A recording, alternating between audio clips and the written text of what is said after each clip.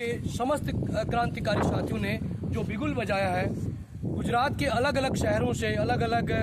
गांव, अलग अलग विभागों से हमारे डॉक्टर पंकज प्रजापति जी के नेतृत्व में जो ये आवाज़ बुलंद हो रही है, हमारे राकेश भाई कंदारिया जी, हमारे उत्तराखंड के विक्रम सिंह रावत जी,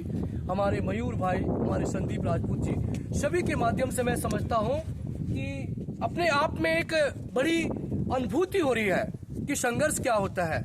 इस तरीके से जो ये हमारे क्रांतिकारी अमर शहीद हैं, ये यहाँ तक दांडी यात्रा में गांधी जी के नेतृत्व में शामिल हुए थे और इसी तरह से जो यहाँ पे हमारा एक एक साथी यहाँ पे दांडी यात्रा में शामिल हुआ है, ये भी हमारे क्रांतिकारी साथी हैं। एक बार मैं सभी से अनुरोध करूंगा कि सभी लोग एक बार ताली बजाएंगे हमारी पूरी टीम के लिए।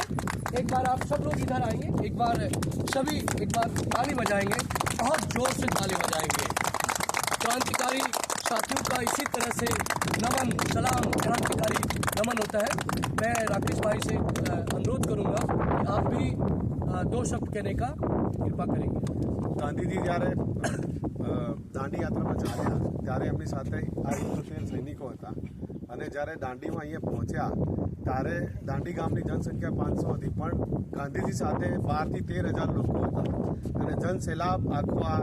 દાંડીની અંદર જે તે વખતે આવ્યો હતો અને ગાંધીજીએ જે અંગ્રેજોનો મીઠાનો કાળો કાયદો હતો એનો ભંગ કર્યો હતો। એટલે એમાંથી જ આપણે પ્રેરણા લઈ અને ગાંધીજી ત્યાં માર્ગે એનપીએસનો કાલો કાનૂન જે છે એને તોડવાનો છે, એના માટે આપણે સરકારને ગુજારિશ કરી રહ્યા છીએ અને એ જ પ્રેરણા આપણે ગાંધીજીમાંથી લઈએ છીએ કે કોઈ પણ આપણને અન્યાય થતો હોય અને બંધારણની વિરુદ્ધ હોય તો આપણે એને ચલાવી લેવાનો નથી અને આપણે જસ્ટિસ માટે લડતા રહેવાનું છે, લડતા રહેવાનું છે, લડતા રહેવાનું।